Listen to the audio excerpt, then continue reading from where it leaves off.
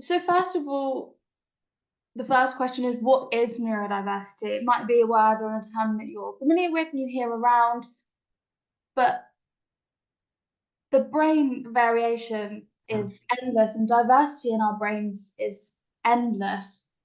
But when we talk about neurodiversity, we're specifically thinking about the natural diversity in human neurocognitive ability, so the abilities and the strengths and the weaknesses of our brains. And so when we talk about neurodiversity, we tend to categorize people into neurotypical or neurodivergent. These might be words you've heard before, or maybe not.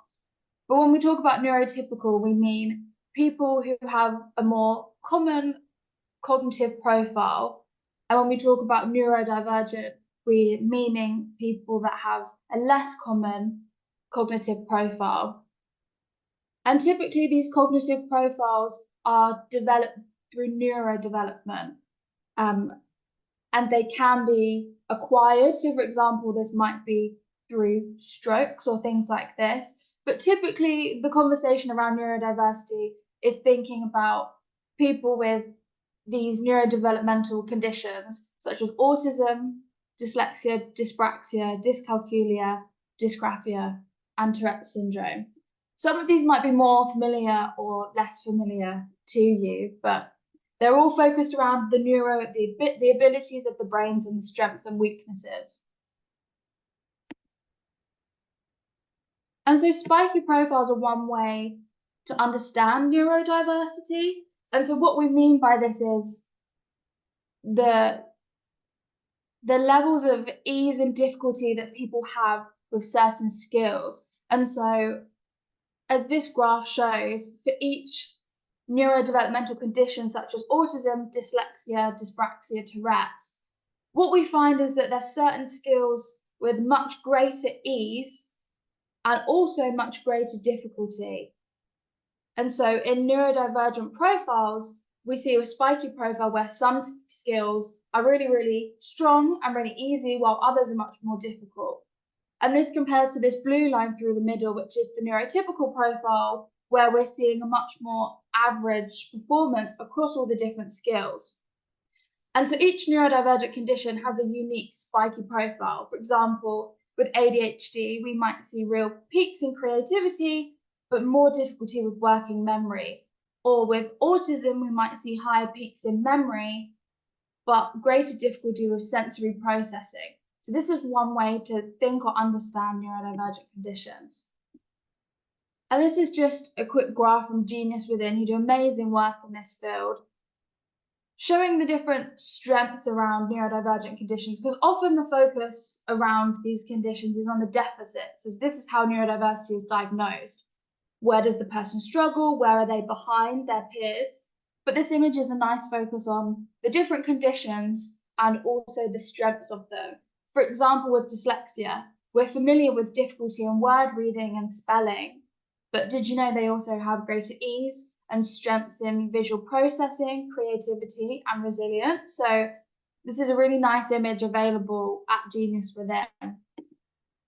And so one of the final things that I wanted to mention on this is that neurodiversity is within all of us as a group. We are diverse and we have different cognitive abilities, but regarding the specific conditions, that overall the general prevalence for neurodivergent is estimated to be about 15% of the population. And it's important to remember as well that awareness maybe doesn't mean prevalence. As you can see, there's some lesser known conditions that are more prevalent than better known conditions. For example, there's more awareness around autism, which is at 1 to 2% of the population, whereas conditions like dyspraxia, which is focused on difficulties in motor coordination, appears to occur at around 5 to 6% of the population. And this isn't a hierarchy, and all conditions deserve awareness and support, but it's something to be aware about, of all these conditions that exist and might be within our colleagues that we might not be familiar with. And so when we talk about diversity generally in the workplace, and specifically neurodiversity, there's often two approaches to diversity and inclusion, which is the business case and the social justice case. And so the business case lies on the performance benefits. Why might we want neurodiversity in the workplace for this reason? And one of the strongest reasons is the diverse thinking. If we have diverse brains and we have those diverse spiky profiles that we're seeing, is that we have superior skills rather than our typical average profiles. And that by having a neurodiverse team, we're able to have teams that have greater strengths and that can coordinate their strengths and weaknesses against each other. And ultimately, research suggests that this leads to greater unit performance for teams and organizations.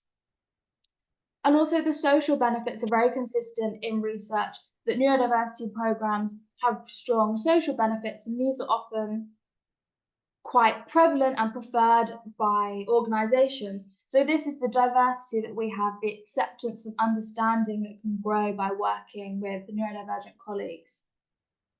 But of course, we say diversity is a double-edged sword, meaning that diversity has the potential to have benefits and also challenges alongside it. And this focuses really on inclusion as the element that can bring out the benefits of diversity. And so some of those inclusion really means how we manage these challenges, such as stigma against neurodivergent people, barriers that they might experience with engaging in work, and the inadequate support around them, and lack of understanding and lack of clear profiles and practices in business. And so the main focus of the presentation today is specifically looking at how neurodiversity interacts with gender and how we're looking at how neurodiversity might be experienced by women and working women in particular.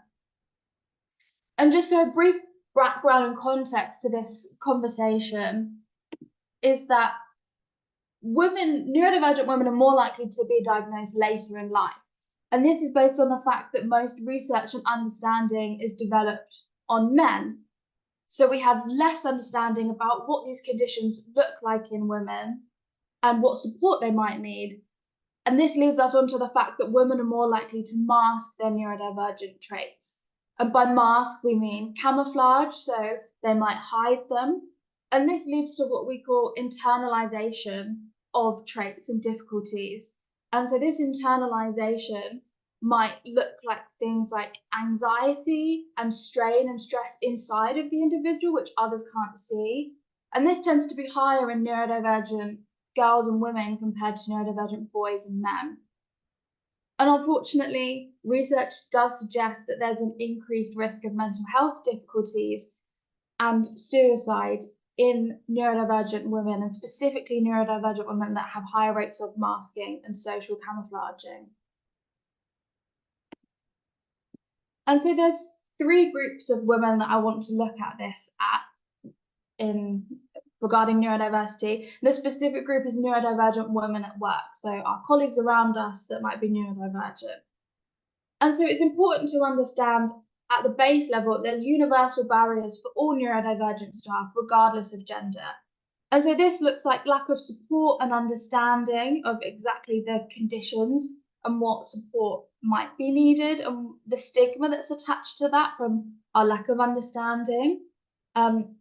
Fear of disclosure is a massive theme that comes out through research because of this lack of understanding or stigma and the potential for discrimination and stigma that lots of neurodivergent people tend to avoid disclosing as long as possible. And there's also research to suggest that there can be lack of progression in the career of neurodivergent people. And so then when we then see there's specifically gender-specific challenges and biases on top of that women specifically experience.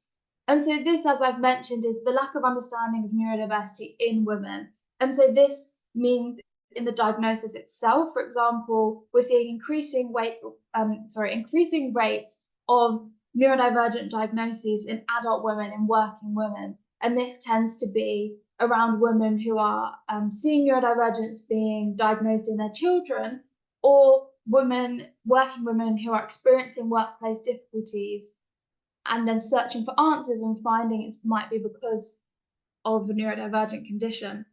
And again, the lack of support, if we don't have this understanding of neurodiversity in women, how can we know how best to support them at work?